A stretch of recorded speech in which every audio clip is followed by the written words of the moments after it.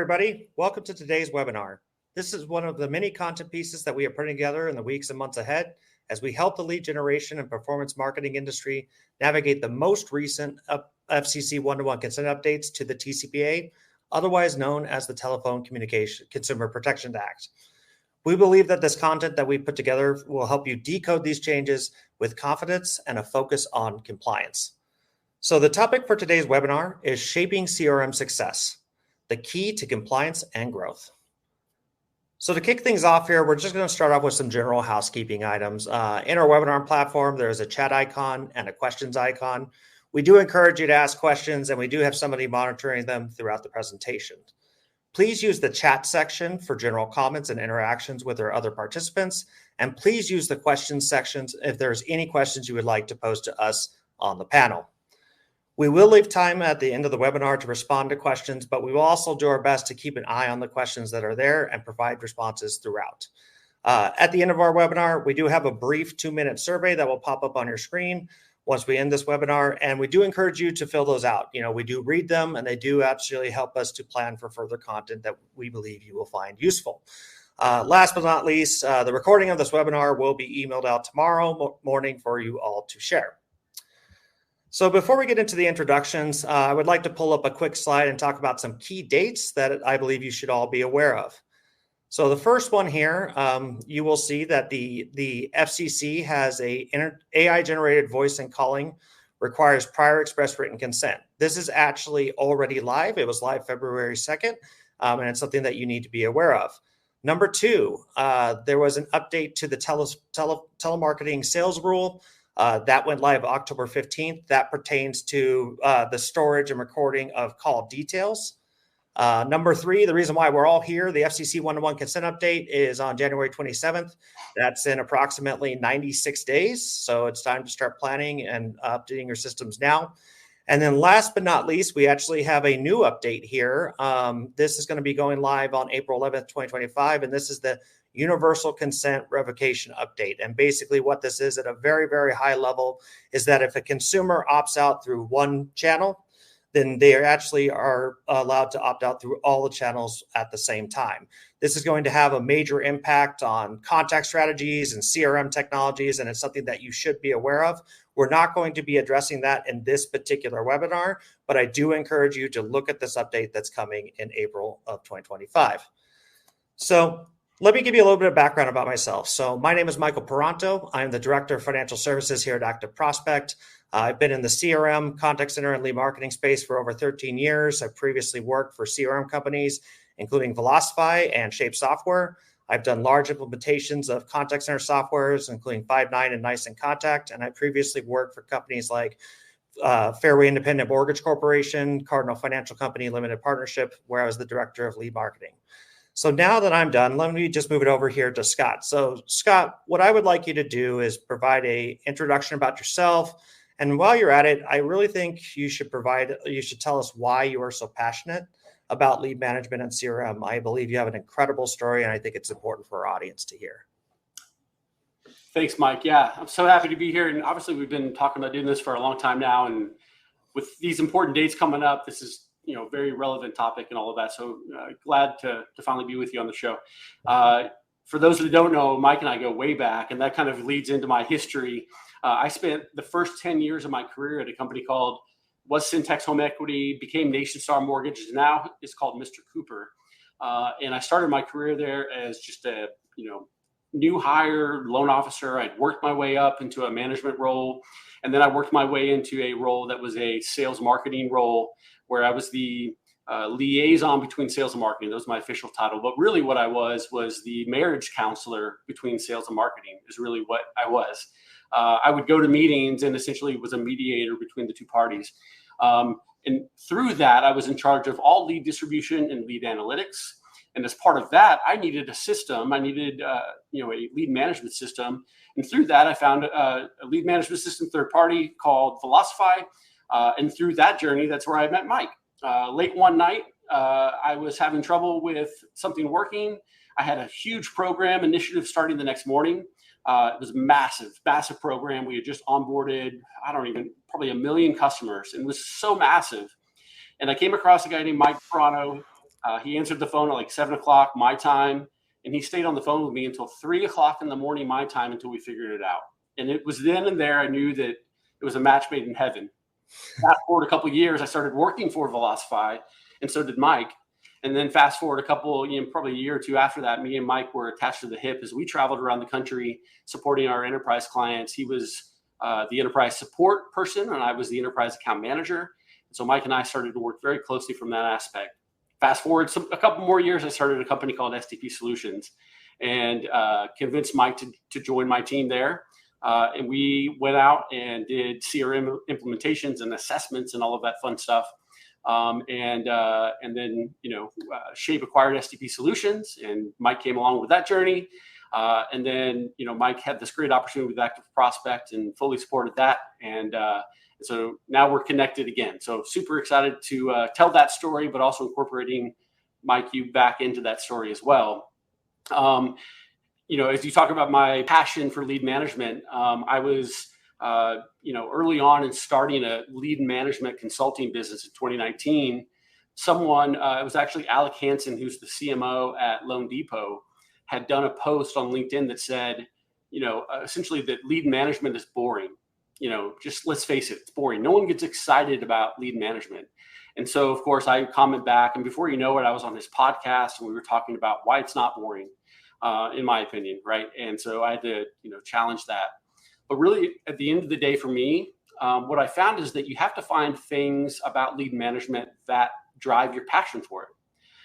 And, and really it comes down to me, is understanding, like, why do you do what you do, right? And if you're in mortgage or if you're in insurance or, at the end of the day, what is your mission? And if you're mortgaged, it's to provide families homes. If it's in insurance, it's to protect their future, And so understanding what that is, and then using lead management and the passion behind that to get there. My story just happens to be that when I was 9 years old, my father made the unfortunate choice to commit suicide. And, fast forward all these years later, after I'd started STP Solutions, 30 years after his death, went up to Illinois to clean out a storage unit. And in the storage unit, I found a box of letters. And the letters actually were letters to mortgage companies. There were letters of explanations to essentially underwriters that were explaining his entire situation. And what was behind it was simply just a denial letter. Just, you are denied, or, sorry, we can't help you. There was no plan of action. There was no hey, we're sorry we can't help you now, but here's some steps forward, and here's how you can improve your credit. Here's how you could. There was nothing like that. And it was then and there that I realized that maybe this is why I'm here on earth. Maybe this is why I'm so passionate about it. Just didn't really know it at the time. And so, my passion from that day forward has been, how can I help every company make sure they're getting everything out of every lead? Because every lead matters. Every customer has a story of some kind. My dad's story, as I read the letters, was that he wanted to provide a backyard for his kids, to have a sandbox, to have, he had 3 boys. He wanted us to have a swing set and a basketball goal and all of that stuff. That was his dream and his passion. And I'm not saying that's why he went and made the choice that he did, but I know it was probably a contributing factor into that he could not provide that for us. And at the end of the day, he talked to a mortgage loan officer and they just said, sorry, you're denied. And they moved on to the next customer. Right. And did they status the lead correctly so they can get the right nurture strategies in place, all of those things. So when you see my passion in these videos, how do we make lead management not boring? It is to find the passion that drives that. And that's why I'm here. Scott, first of all, I teared up a little bit even when I heard your story. So, I appreciate you telling that. I think it's incredible context for our audience to hear and understand it. I think it's helpful for our audience. We always like to, at Active Prospect, have our panelists talk about the companies that they work for and, what verticals that you currently service and what products that you currently offer. Could you briefly talk about what Shape is, what verticals you service, so that our audience is aware? Yeah, for sure. You heard me say lead management a lot, lead management, and that had been my history. I'd always desired to have a CRM that we'd supported as well, because lead management is that front end part, and then it becomes a CRM for the nurture and stuff. And you can figure out how to do a lead management system, and do some CRM components, but it's not perfect. And so in our journey of STP Solutions, which was a consulting firm really for lead management companies, there are companies that needed lead management administration and help them, those types of things. We came across a company called Shape, and Shape had both lead management and CRM and phone system, and it had all the tools, and they worked in multiple verticals: mortgage, insurance, solar, debt, you name it, like anything.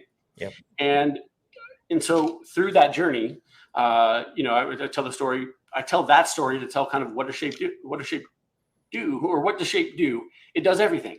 It literally does everything from any type of business to from the start of the lead to generating the lead, getting the lead on the website, our lead engine product, all the way through closing. Like, you can have literally your entire business in one system. And so, when it comes to driving the leads in, to running them through the compliance checks, whether, using a lead conduit to drive the lead in and doing all of that, like, there's so much flexibility with the system. In fact, and Mike, I think we both saw this early on. It was like, wait a second, how do we demo this in like one meeting? Yeah. Right. It was like, right. Like, how do we focus all of the system in one thing? There's so many tools available.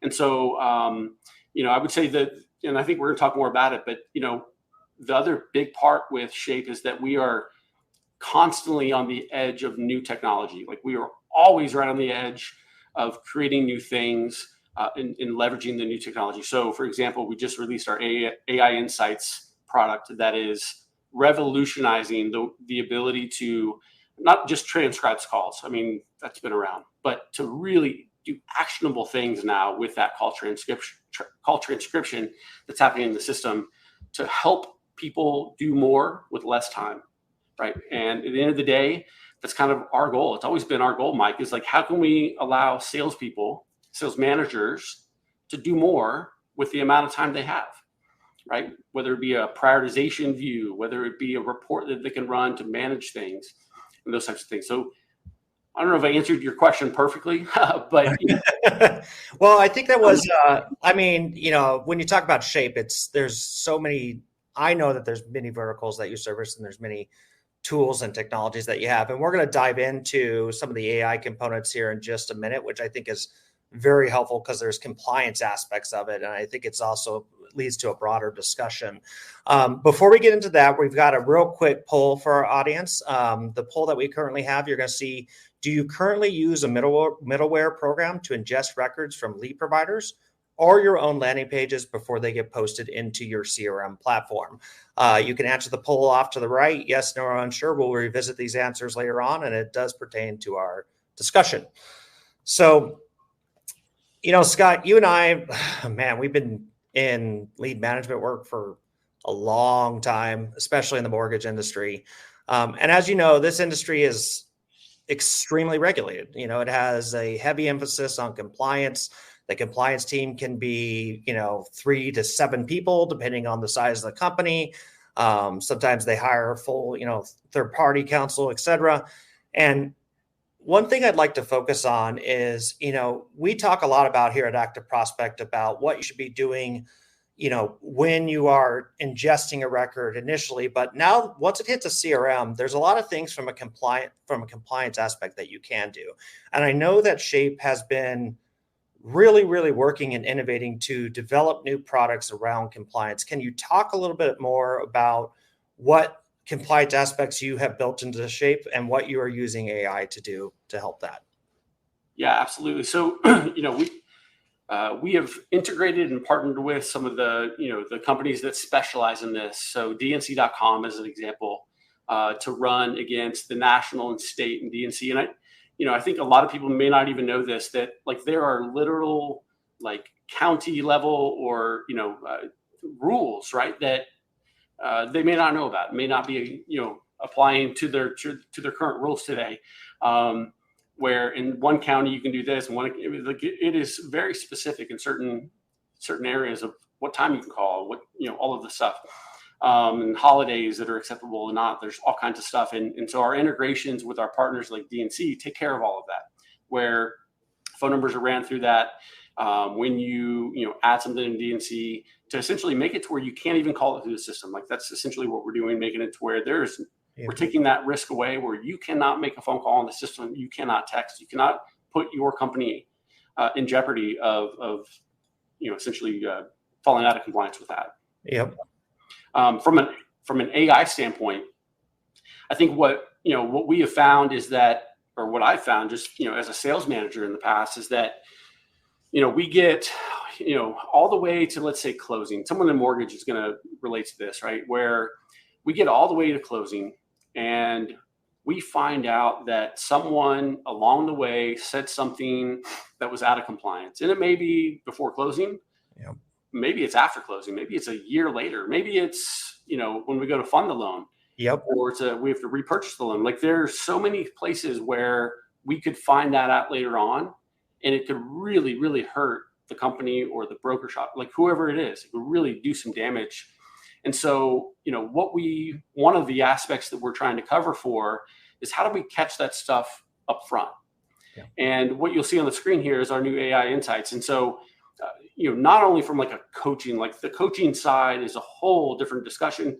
It's so powerful how we can help coach and provide feedback, and the ability to give managers that feedback and let users self-coach. But just from a compliance standpoint, that we're able to say, like, here are the rules, like set in stone. Like these are the things you cannot say. These are the things that that are out of compliance. And if those things are said or discussed on the phone call, to immediately flag those. Now, some systems have transcripts, right? And so now you're requiring someone to go in and listen and just try to find it, right? We have the ability to actually hey, we think there might be an issue here, so let's flag it. And not only do we flag it, we have the ability to trigger something to happen. So what do we want to happen? Well, some companies have decided we want to change the status. One of the great things about Shave is we get multiple statuses for every lead. It could be in a contacting attempt status. It could be, let's say one lead is in the contacted status because we've talked to them. It's in the LOS status as application or pre-qualification, but it's in the compliance status because the LOA got on the phone and started talking about interest rates. They're not licensed. So the compliance flag became, hey, there's a compliance issue that we need to look into. And that happened during the pre-qual process. Imagine that getting to later on down the road and that getting blown up later on down the road, but we're able to jump in front of it and figure out what do we do next. That is what we provide with our solution, to where we can flag it, change the status, send an email to this person. And imagine someone that's in QA or compliance, or someone that's trying to do this today within a company. They can have a report. These are the ones that are flagged. These are the ones to go listen to. These are the ones I need to investigate further. All of that stuff simplified. And, I just think of myself as like an executive at a mortgage company, how, we used to have at Mr. Cooper, we'd have auditors come in. And I just saw the executives, the concern on their faces of oh crap, what's going to happen? What are they going to find? Like, we were all good, always were, but it was still that I'm worried just in case, because I don't know what they're saying on the phones. And so it gives them that peace of mind to be able to, I always talk about sleep better at night, like lay your head on the pillow and not worry about these things. Our solution is going to do that for a lot of people within an organization. Yeah. And it's so interesting. I remember when you first showed me this solution, and, I really think when you think about AI and its usage within, CRM or contact center softwares, we're really just kind of scratching the surface. If you think about it, I mean, you see many, many different companies that are out there. They're innovating using many different AI tools. I personally think AI has a huge application for compliance. Being able to review everything that's happening, every single text message that's sent, every single email that's sent, every phone call, transcribe it, score it, send out notifications. I mean, there are so many compliance applications that can be used. And I think also we're going to start seeing more of a evolution where it goes from not just like compliance aspects, but also certain sales aspects within a CRM. So while a sales agent is on a call, the AI is listening to that call and maybe providing them some things, some additional details that they could talk to that customer about, or taking the transcription, summarizing it, putting it into the notes. Or maybe it listens into the call. Maybe it says like, hey, you know what? I heard on the call you mentioned I'll schedule an appointment with you tomorrow at 12 o'clock. Well, maybe the AI tool can serve up and say like, hey, do you want to send out this appointment reminder to that customer? Like there's so many things that AI can be used for. And I know, I think throughout the last year, you've heard, our audience has heard about AI all the time, but now we're really starting to see a lot of the programming and effort and funding being applied into the CRM and contact center space. And I'll tell you, it's moving so fast, Mike. Like, oh yeah, I did a post the other day where it's like, if you look at the evolution of sales over the last 100 years, it was like a filing cabinet to Rolodex to like, this is over 100-year span. Literally, AI is changing every week. And when I say that, I mean it, because literally, like a week after I did this, started to build this, we had new stuff already built. We already have built the ability to start updating fields as the conversation is happening. First name, update. Last name, update. Address, update the field in shape. I just haven't had time. Like, it's happening so fast. I haven't updated this slide yet. Yeah. Right? So to your point, it's going to happen faster than we think. And, I was even thinking through the compliance thing. We do sentiment as well. So think of a neutral or negative, let's say negative sentiment. Yep. So, someone's angry and there's a compliance issue. Those two things together now can have a different escalation path. Right. Versus positive and compliance. Then maybe like, just think of the possibilities with urgency and this, and it just, yep. Now I'm not going to sleep at night because I'm thinking of all these ideas, right? Well, and I think part of it too is the efficiency gains that you get using AI, not just for like, I use it sometimes with my career. I use it for things that, I do, project planning, whatever that may be. But, when you're using it in a CRM or a contact center, a lot of the stuff that they're using AI for now was a very manual process. I remember having people at Cardinal Financial, we had to have managers take the time, pull calls out of reports, listen to the call. And, each call can be 20 minutes, an hour, depending on how the loan officer talks. And then from there, you're really taking that manager's perspective on if it was compliant or not. Yep. Right. And they would score it, whatever may be. This is a huge time savings. And so for companies that, if you've got a call center or using a CRM platform tool, leverage AI everywhere that you possibly can. It's going to save you guys a lot of time and make you more compliant. And I think, sorry to keep going on this, but I think we'll get to this more. We're going to see more of these, call it retail, shops out there that aren't using a consolidated CRM today, but they're going to be forced to. Let's just face it. You're going to be forced to, end of the day, because of these changes. You're going to have big companies getting sued left and right for some of these changes, and you're going to be forced to. And so if that's the case, now think about the compliance standpoint when you have a distributed retail model using a system like this, and that at a corporate level, the compliance standpoint that helps there. But the benefit, though, that's the thing. We're talking about compliance. It sounds scary. Oh, they're going to listen to my calls, but there's so much benefit. Yeah, adding the notes and changing the status and triggering things and all of the stuff. The coaching is just a whole nother huge benefit. We're going to see a lot of changes soon with this. So real quick, we're going to go back and revisit the poll results. So based on the poll, we asked if you currently are using a middleware to ingest records from lead providers or your own landing pages before they go into your CRM. We actually had 54% say yes, 17% say no, and 29% say unsure. And that may be that they weren't necessarily clear about what a middleware solution is. Scott, so I know that you, in your previous work experience, you had used a middleware solution.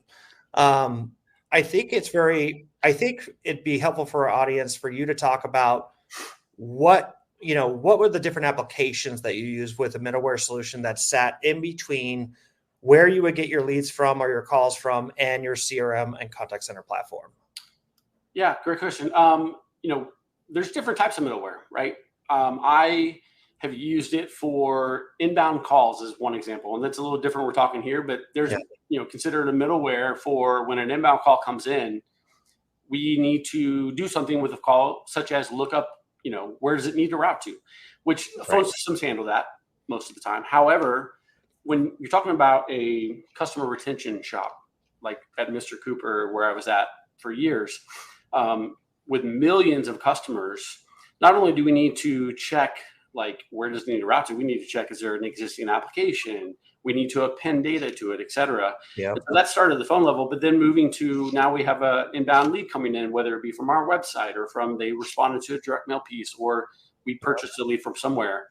We needed to check things before it became a lead, before it came into the system. Right. And not only that, we needed to append data to it. We didn't have to, but it was in our benefit to append data to it that was going to be useful to us. From either a routing decision or from a just giving the salesperson as much information as possible, which ultimately gives it's a great customer experience. They're going to say, "Yep, why do you not have this information? You're servicing my loan," right? And so that middleware becomes really important. It could be DNC checks. It could be, I know that Lead Conduit, I've worked with many, many customers over the years that does a great job with all the different tools you guys have to check against this, and you can choose the different ones you want. So if you want to check the DNC or the litigant, like all of that stuff is all built in. You can decide what you want. You can see the timing to see what that adds to your timing before it's actually sent. Like, you guys have done a really good job with that. And so, that's how I've used it there. Scrubbing of data, I would say as well, like making sure that, when you have lots of leads in your system, you don't want to end up with 10 leads for the same customer. Right. Because it's going to be 10 salespeople calling the same person. And now with all these changes, someone says opt out. You got to make sure you have that covered, of course. You don't want to water down your lead conversion rates as well. So you got to make sure. And so this middleware just becomes a crucial part of your business. And there's some knows and unsures in here. And if you're not, really, recommend they take a look at, something like that to make sure that part's covered, especially with the DNC stuff coming up. Yeah. And, it's so interesting, Scott, because I was introduced to middlewares about 6 or 7 years ago, I would say, is when I started really getting introduced into the nitty gritty of it. And, there's really two different, like when you're thinking about pursuing a middleware, you could consider building it yourself, right? Where, you were at Mr. Cooper NationStar, you had significant tech resources that were at your disposal to build this kind of a middleware to ingest data, pin data, et cetera. But, there's also the buy route, right? Where you can use a tool that you can purchase that directly integrates with these types of platforms. And so at Active Prospect, we have a tool called Lead Conduit. Now, for those of you who aren't familiar with Active Prospect's Lead Conduit tool, really what Active Prospect's Lead Conduit is it's a platform that sits in between either your landing pages, social media, if you do Facebook lead ads, and your CRM platform. And it can do many, many different things. We've got direct integrations with specific lead sources. We can do things like lead acquisition and live rejections. We do real-time bidding, and we also do suppression lists. So if you ever encounter a situation where you are buying records or generating a lot of records, I always like to make sure that when a record comes into the platform, that if there is a duplicate record, I may not want to take it if I bought that lead or generated it within the last couple of days. Like, there's no reason to ingest that second record if I've gotten it recently. Some other things you can also consider from a middleware solution is compliance. Now, with Lead Conduit, there's a full suite of compliance things that you can do available within the platform. This is actually just scratching the surface, is what you see on this slide. Number one, I highly, highly recommend it. Doesn't matter if these leads came from your own website or if you are buying them, always do a known litigator check. These known litigators, if you're not familiar with who they are, they just go online, they fill out forms en masse with the whole point of suing you under the TCPA for millions of dollars. Absolutely do this. Part of the reason why I incorporate this in a middleware solution is because I don't even want that record to hit my CRM platform. If I know that this is a known litigator, I'm going to kick it away immediately.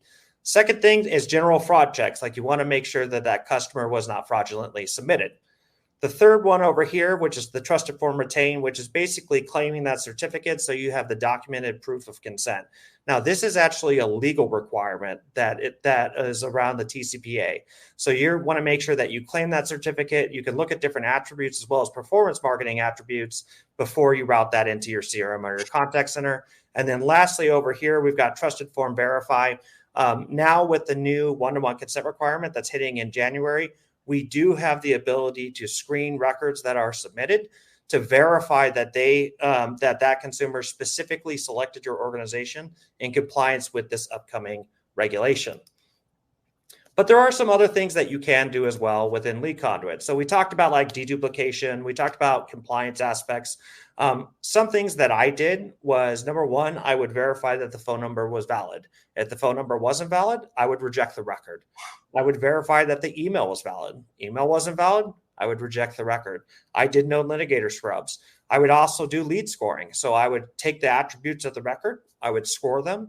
If they were a lower scoring record, I may send them to a third-party call center to pre-screen that customer and ask some additional questions, because I know they have a low propensity to close. So I want to make sure my sales agents are focusing on higher converting customers.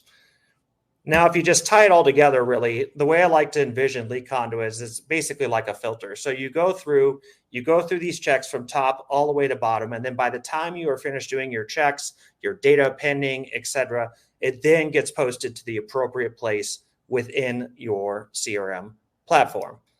So if anybody here in our audience would like to get a demo of the lead conduit product, just please answer our poll off to the right with yes, and we will go ahead and get in touch with you.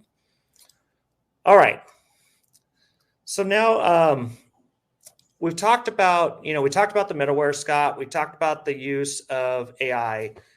I'd really like to talk about a subject, it's starting to come up more and more, I believe, in the compliance space, which is where, these companies that have like a distributed retail model where you've got a corporate office, you have many branches, and in some instances, those branches have the ability to do their own marketing. Sometimes they sign contracts with third-party providers, et cetera.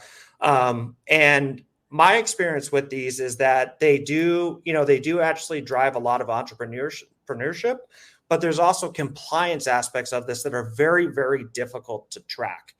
So I would like to hear from you, really, what are your thoughts on this? What does Shape do to tackle this? And, what are some things that we should be thinking about? Yeah, absolutely. Absolutely. This is something that, I've tried to tackle for years and years.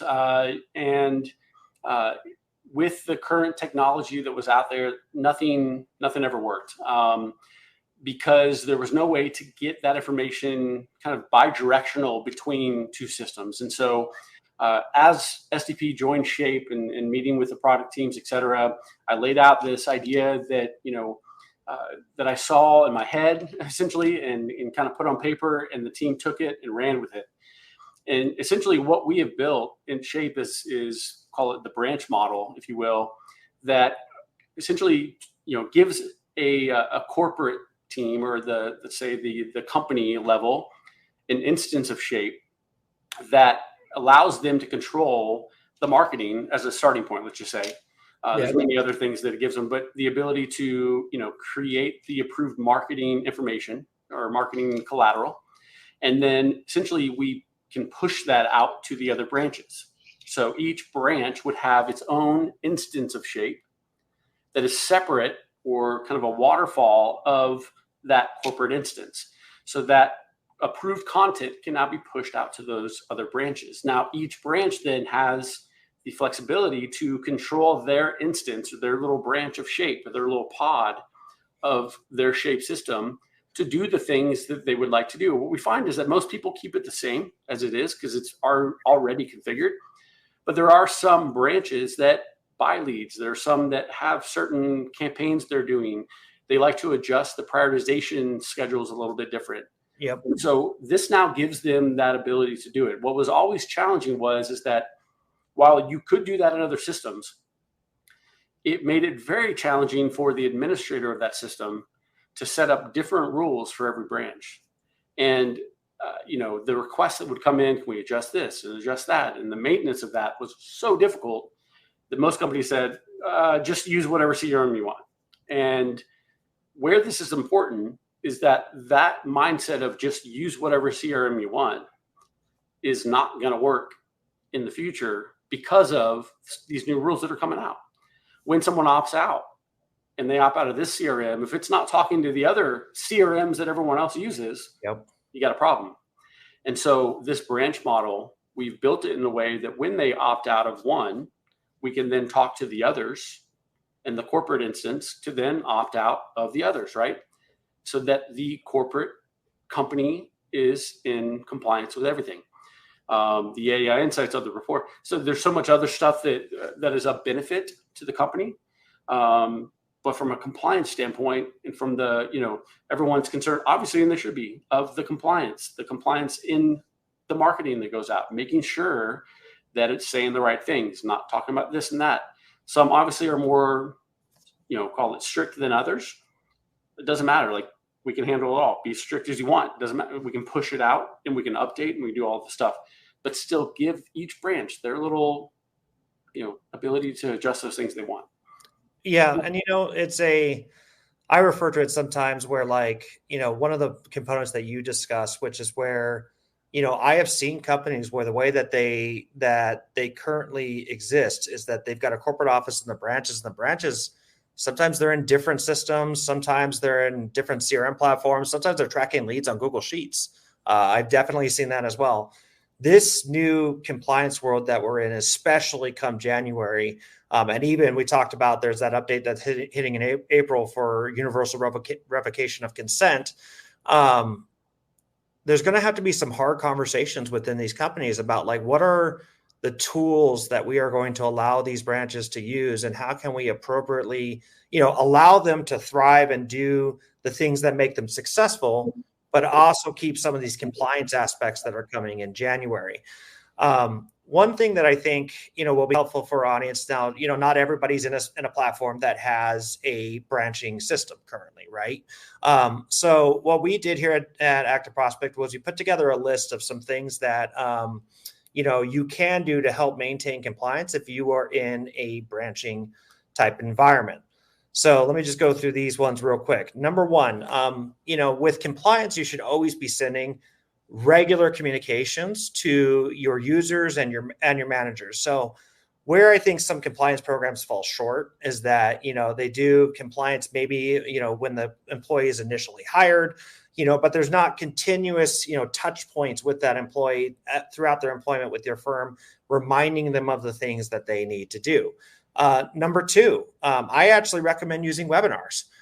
You can actually kind of merge sales and compliance together or marry these together. So I found bringing on a top producing branch manager into a webinar, have them talk about some tips and tricks of things that they've done, but then in that webinar as well, introduce certain compliance components that are important for your branches to know and understand.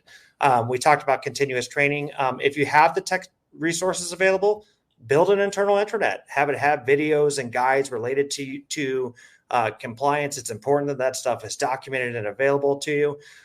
Number five, this one's actually kind of interesting because this has popped up a little bit in the news. If you have multiple branches that are out there, you got your corporate office, your branches. One of the struggles that branches have is that they do not know at times who they can go buy leads from, right? Or what marketing companies can they use? What tools can they use?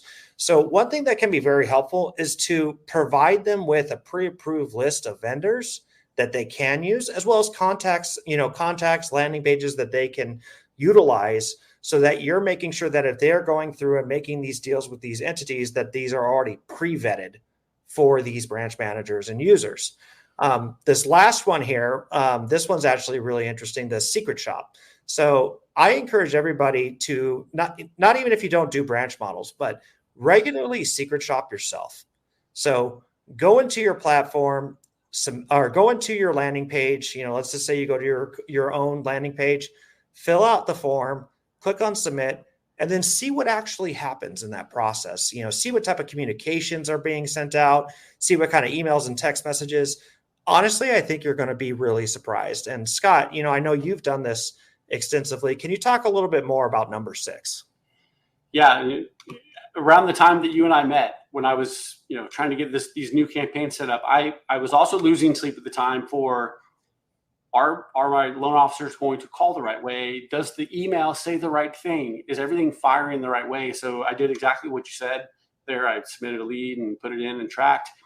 And then as I started to Velocify, excuse me, as I went around and talked to clients and saw how they'd gotten so far off track from best practices, rather than just tell them they got off track, I said, hey, let me show you how you gotten off track. And I would put a lead on their website and show them, this is your way, and here is the way you should do it.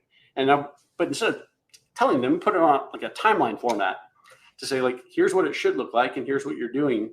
It's like a Days of Thunder scene where the driver goes out and drives it his way versus the pit crew guy, right? And he comes back and the tires are completely different. It's the same way. So, yeah, to Mike's point, you're gonna, use a number your salespeople aren't going to know. Use an email address. You can go to Gmail and create a fake email address. And essentially, you want it to be a cell phone so you can see the text messages. And my strategy is this. Essentially, you want to track for 10 days. Let it just sit and just watch every call you get and every email you get for 10 days. Don't do anything. Don't answer the phone. Don't do anything. On the 10th day, this is a missing piece of part of the secret shop. And again, we're talking about before an application, right? So this is just the lead contact strategy part. On the 10th day or so, what you need to do is then call back to whatever phone number you've been getting calls from and talk to the salesperson for a brief moment. Act like you're interested, give them a really juicy deal, opportunity, make it sound really good. And then act like you forgot about an appointment and you need to run, and ask them to call you back tomorrow at 2:00 p.m. And then watch what happens for another 10 days and see what that experience is like. And what you're going to find, because I've done over 1,000 of these now for the last 10 years. Yep. Probably close to 2,000 if I had to guess. 85% of the time, 85, we never receive another phone call when we ask for an appointment. Like, bad. Right. Yeah. And so of the 15% that we do get a call back, 50% of the time, it's more than an hour late from the time that we requested it. So call it 7.5%, whatever that number is, actually happens within the first hour. And I would say that there's only been a handful where it's been, we get a call on time, we get a call 15 minutes after, we get a call 45 minutes after that. Like, that's kind of the preferred way to do it on that appointment time. And so the secret shop can be done a lot of different ways. That's the lead process. We recommend we also do it, throughout the process. Start an application on your, 1003, whatever you do there. Get to the social security number and bail out there, and then track. Multiple ways to do it. Put a lead in on the weekend. What happens on weekend leads? Put a lead in at 9:00 p.m. What happens there? Track your salespeople. Inspect what you expect. Do you expect your people to call the lead one time? Is that what you expect? Probably not. Or do you expect that you're going to get 6 calls with good follow-up, with a good voicemail? I've done posts before, with my favorite voicemails of the person copying into the voicemail and all of that. So, what do you expect to happen? And then expect that, and then go to work on trying to fix it. Yeah. And what's interesting with that, Scott, too, is, some of the secret shops that I've done it's been very eye-opening. Sometimes, I can count numerous times where I've submitted leads and I got nothing. No response whatsoever, no text message, which is crazy. An owned and operated site, your own website that went into the CRM platform. And sometimes you start uncovering things where you're like, oh, this worked. I configured this from the beginning, but then this has never been revisited. Somebody made a change. Your contact strategy is not working. But also, what was interesting to me, and you mentioned this a little bit on your voicemails, but you should see some of the emails that I've gotten. I'm not joking, size 24 font, highlighted in green, saying things that were not compliant whatsoever, and the only way you can uncover these kinds of things is there's really two. There's using platforms that can monitor what the communications are, and number two, secret shopping yourself. It's important to know what that experience is. There's performance marketing aspects of it, there's sales aspects of it, but there's also compliance aspects of it. I did a post, by the way, a couple weeks ago with kind of my top 5 like craziest moments of secret shopping.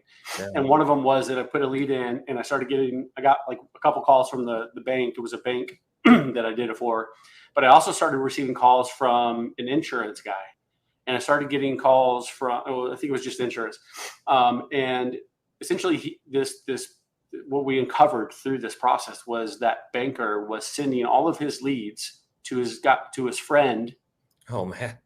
Who was an insurance person. And then I through that process told, at one point told that guy to stop, do not call or whatever. It's part of the test. And guess who kept calling? The insurance guy. So obviously compliance issues galore already, but then from a do not call opt out perspective, now I've still got the insurance guy calling me. Whew, really, really bad. But again, only uncovered because of the secret shop. Yeah. So I'm going to go ahead and move on here to the next topic. I really think this is important. We do have the upcoming change to the FCC, and there are some components of this that I just want to make sure that everybody understands very clearly for the one-to-one consent update. So if you look here at the slide deck that I have, number one, for the one-to-one consent update, customers must provide consent to each party that they are contacting them. So in the past, or actually what's even occurring right now, consumers could go online, fill out a form, and in the disclosure language, there was a little link that said, by clicking on submit, you are providing express written consent to this list of partners. And that link actually showed every single company, and that list was like a couple hundred long, or even in some cases, tens of thousands, depending on who that provider was. The one-to-one consent update that's taking place is actually meant to combat that. Basically, what the FCC, the whole vision that the FCC had with this was that they want to make sure that if consumers are filling out forms, that they are specifically consenting to certain or specific parties that they are aware of that are going to be contacting them. The second item that we have here is there's a logically and topically related component. Now, this one is not really talked about as much, but it is actually very interesting. So really, the spirit of this component of the FCC rule is that it requires that calls and texts must be logically and topically associated with the website interaction that prompted the consent. Now, that sounds that may be confusing to some of you, but basically what it's saying is that if a consumer fills out information online on a certain website and that website has certain messaging to it related to a certain product, that they need to be called in text related to that product. So they can't be called on something that's a complete polar opposite item. The third item with the one-to-one consent update, this is also an item that's included in the telemarketing sales rule, is that there is a burden of proof for valid consent. So now, you have to, if you are purchasing leads or generating leads, you want to make sure that you are storing proof of consent on your side. So you have it within your seat, so you have a full certificate of the lead interaction, and that you actually have possession of that consent event under the TCPA. Last one here, number 4, which is text messages have also been added onto the federal DNC lists as well. Now, this next slide here where we talk about the logically and topically related. Now, when we look at this one, I'm going to dig into this a little bit deeper. So the FCC actually gave a really good example of what this is, and I'm going to tell you a little bit about something you should be thinking about even right now with this. So if you look here, it says, thus, for example, a consumer giving consent on a car loan comparison shopping website does not consent to get robotext and robocalls about loan consolidation. So that was the example that I gave earlier, which is where the consumer went to the site, talking about car loan comparisons, but now he's getting calls about loan consolidations, or maybe he gets a calls about windows, right? Under this new update that's coming in January, that is a violation. You can actually get in trouble under the TCPA if you call these customers. So what you really need to be doing is starting to look at the leads that you are generating, or if you are purchasing records from third parties, and making sure that the landing pages and the websites they are on are around the products that you are going to be selling to that customer. Some other things to think about as well is that you're acquiring these leads right now, right? So you're buying leads today from these websites. You're going to want to start flagging these records if you believe that they do not meet the logical and topical requirement. Put that flag in your CRM system. So come January, you make sure that you are not calling these customers, because if you call a customer that's not logically and topically related to the site interaction, TCPA violation. You don't want it. These things are expensive. This is just something that I wanted to call out, and that is hitting January 27th. All right, so let's go real quick into some questions here. I'm going to go ahead and pull some up. Just give me a second. And Scott, if you see any on there as well, feel free to answer any. That's there. Give me a second. So it looks like, Scott, there was a question on here real quick. This one's not necessarily compliance related. Is there a demo available that we can access to evaluate the platform? So with that, on the Active Prospect side, you could go to activeprospect.com to see a demo. Over at Shape, I believe, Scott, isn't it just setshape.com? There's a get demo button in the upper right-hand corner. Yep, that's right. Okay. Let's see here. So this is a question for you, Scott. How do CRM guardrails prevent TCPA violations when engaging with consumers at the branch level? All right. So CRM guardrails prevent. So, really, I think to answer that, I would say, with the opt-outs from a text message standpoint, let's just say, as an example, to have that where they say stop or quit or what the logic there, to have that actually go into the system and literally not let you send a text, even if you try to, it's going to prevent it and not even go through. Even if it from another system tries to go in and do that, it's going to say, sorry, you can't send it. This has been opted out. So that guardrail alone will allow or won't allow that to go through. And I was thinking after I had said all this, I made it sound real like negative and all of that as I was talking about this at the branch level. Think about also through this, from a guardrail perspective, the guardrail standpoint, what you also get with guardrails is safety, right? And with the safety of a guardrail, you're going to have the support of now, call it, your administration team. For the companies that we've onboarded this model with, we have every training we've ever done. We have landing pages set up. Like, we have resources set up for these branches to be successful, so that when they come in, it's not what do I do? How do I use the system? Like, we have taken the time to really think through, how do we make each branch successful, to give them the guardrail so that we can get started with something, but also give them the support they need with webinars and trainings. And we do a weekly call with them with new features, et cetera, et cetera. So I know that wasn't the guardrail specifically in the question, but. Well, I think with this particular question, there's things where, I know that you have like a DNC.com integration that you built, which basically allows it where if a customer is on a DNC list now, you can actually make it where you can't call them. You've got texting components where if somebody opts out at one level, that's opted out across the others. Same thing with emails. Like, there's many different categorizations when you're looking at TCPA compliance. And, with a CRM platform, there are different applications of guardrails that you need to consider. There's like time zone protect is one that's there. So like, you shouldn't be calling leads that are outside of these hours or sending automated text messages that are outside these hours. And there are tools that allow you to do that. Another question that we have here, this one I'm going to go ahead and answer. It says, how will these new regulations affect leads acquired before January 27th? This is actually I'm going to assume this is related to the one-to-one consent requirement. So basically, and we've talked about this on a couple of other webinars in the past. So right now you could potentially be purchasing records that do not provide one-to-one consent, right? So right now that's called the shared lead model. That one is actually in today's environment TCPA compliant. They do meet those laws, those requirements, but come January 27th, they do not. So when you look at this, you have to think about it. There's a couple of things that you really need to think about, which is number one, you need to know and identify within your CRMs and databases which records you do not have one-to-one consent on. And then you need to develop a marketing strategy to try to re-engage those customers. A second thing you really need to think about is like, what does this time frame look like? So January 27th is when this regulation takes place, but you're buying leads now.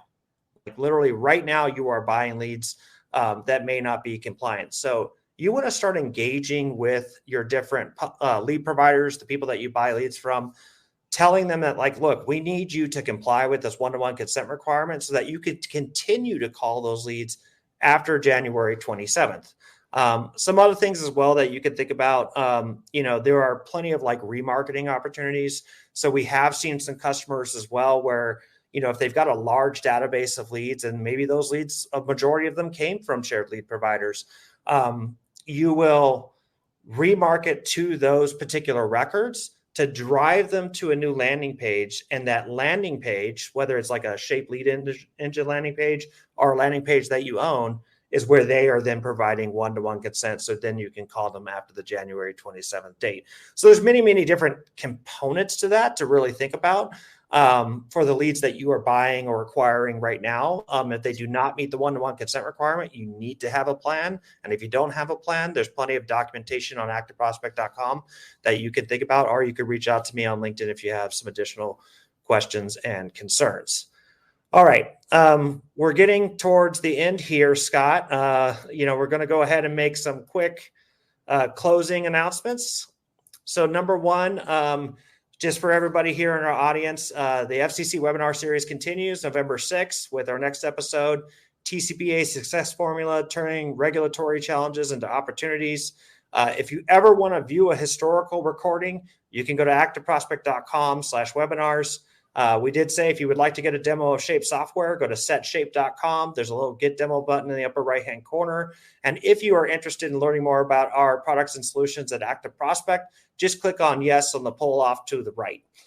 Scott, I have to say, first of all, again, I've heard your story many times. I was touched by it. I even choked up a little bit in the beginning there, but I'm so glad that you were able to come on here. You provided some great insights for our audience, and I really do appreciate your time. Thanks, Mike. Yeah. Proud to be on this long journey with you, as we talked about at dinner one night in New York City. Yeah, absolutely. All right, everybody, you all have a good day, and thank you for joining our webinar.